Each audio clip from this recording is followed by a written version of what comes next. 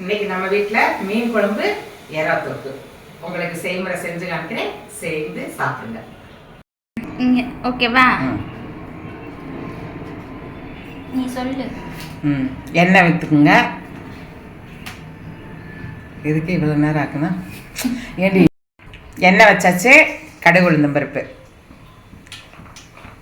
சோம்பு, வெங்காயம், கொஞ்சம் தக்காளி. ஏன்னா நான் கொஞ்சமாக செய்கிறேன், அதனால் கொஞ்சமாக போடுறேன். நீங்கள் ஆட் பண்ணிக்கோங்க, எவ்வளோ வேணுங்கிறத ஆட் பண்ணிக்கோங்க.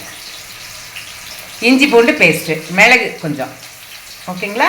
இஞ்சி பூண்டு பேஸ்ட்டு கொஞ்சம் மிளகு அதில் ஆட் பண்ணியிருக்கேன். நல்லா வதக்கிக்கங்க. நான் செய்கிறத உங்களுக்கு சொல்கிறேன். நீங்கள் எப்படி செய்வீங்கன்னு எனக்கு தெரியாது. நீங்கள் நான் செய்கிறது மாதிரி செஞ்சு சாப்பிடுன்னா சாப்பிடுங்க. இல்லை, இறால வந்து மஞ்சத்தூள், மல்லித்தூள், மிளகாத்தூள், ஓகேங்களா? கொஞ்சம் உப்பு ஆட் பண்ணியிருக்கு, அவ்வளோதான். வேறு எதுவுமே செய்யலை. அதை மட்டும் பெரட்டி வச்சுருக்கேன். வதங்கிருச்சு. அதில் வந்து புதினா, கொத்தமல்லி, கருவேப்பிலை சேர்த்தாச்சு. இப்போ வந்து இறாவை அதில் போட்டுடணும். நல்லா வதங்குதுங்களா?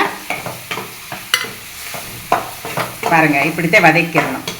நானே பாப்பாவுக்கு சொல்லி கொடுத்துட்ருக்கேன், அதனால் நான் தான் பிடிச்சிருக்கேன். பாப்பாவுக்கு இதை செஞ்சு காமிக்கிறதுக்கு அப்படி செய்ய சொல்லியிருக்கேன்.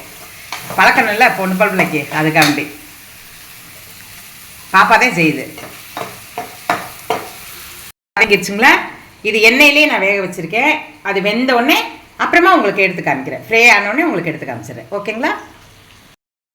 இது என் பையனுக்கும் என் பொண்ணுக்கும். ஓகே, பார்த்துக்குங்க. செஞ்சிருந்தது பிடிச்சிருந்தா செய்து சாப்பிடுங்க. எப்படி இருக்குங்கிறதுக்கு எனக்கு கமெண்ட் பண்ணுங்கள். சப்ஸ்கிரைப் பண்ணுங்கள், ஃபாலோ பண்ணுங்கள், கமெண்ட் பண்ணுங்கள். ஓகே, பாய்.